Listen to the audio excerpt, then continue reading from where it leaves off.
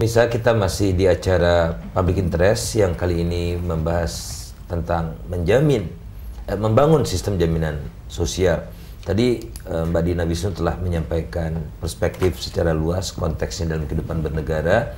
Nah, kita sekarang dihadapkan pada kenyataan bahwa seolah-olah negara itu tidak memiliki sumber yang memadai untuk melaksanakan tugas konstitusionalnya seperti di pasal 34, pasal 28 Undang-Undang Dasar 45. Kemudian di lain pihak, negara juga sejauh ini kita melihat melakukan kebijakan-kebijakan yang sifatnya piecemeal atau sifatnya ad hoc.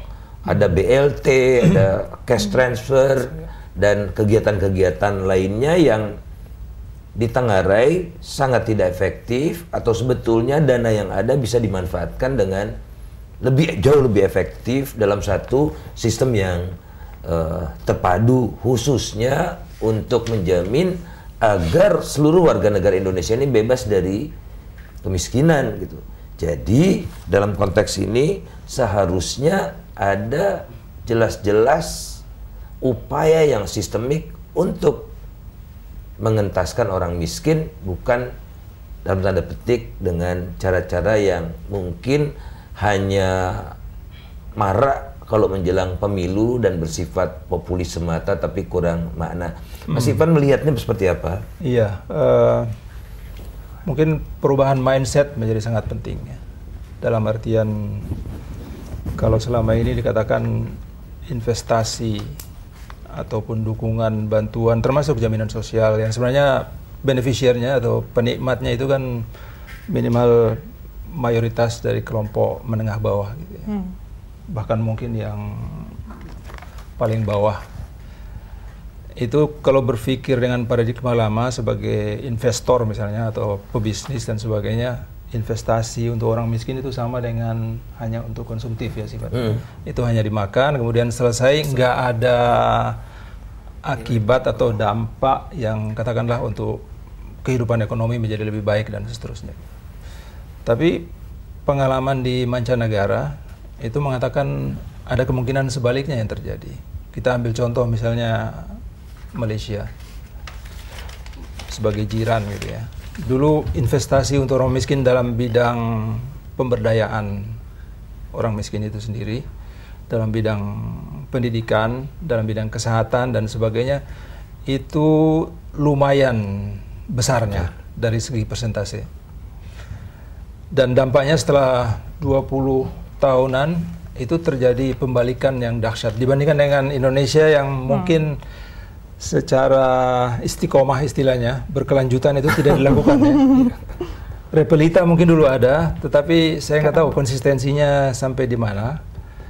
Bahwa kita dulu masih menjadi guru bagi Malaysia dalam bidang pendidikan, dalam bidang kesehatan, ketenaga kerjaan dan sebagainya. Sekarang terjadi sebaliknya gitu.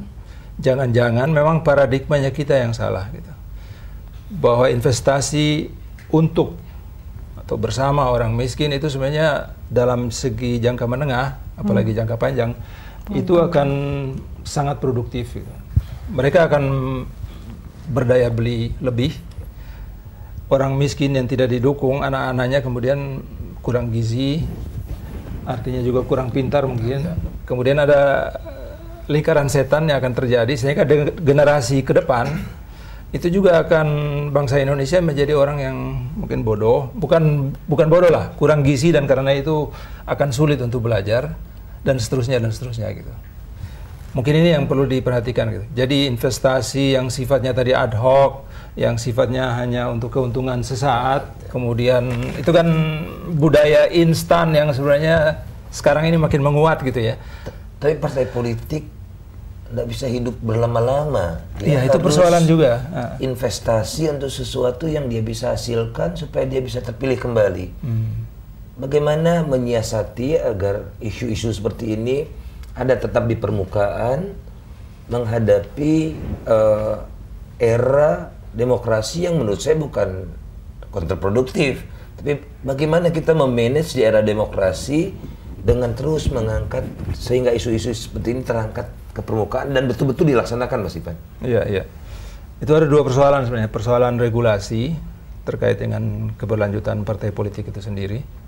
Kemudian persoalan dukungan, mungkin juga intervensi negara terhadap partai politik yang di negara-negara demokrasi sebenarnya itu dukungannya relatif terjamin gitu ya dalam undang-undang ya. Sehingga mungkin untuk mencari uang sendiri itu uang tambahan, bukan uang yang dibutuhkan untuk bisa eksis dalam jangka yang berkelanjutan gitu.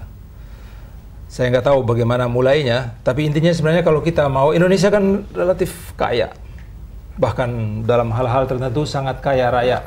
Kita memiliki berbagai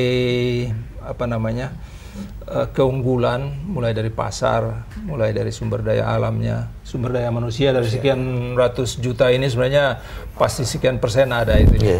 Artinya dari segi modal dasar itu sebenarnya ada untuk melakukan banyak hal, bukan sekedar hal-hal yang sebenarnya, dan kalau kita lihat urusan korupsi itu menjadi salah satu masalah ya.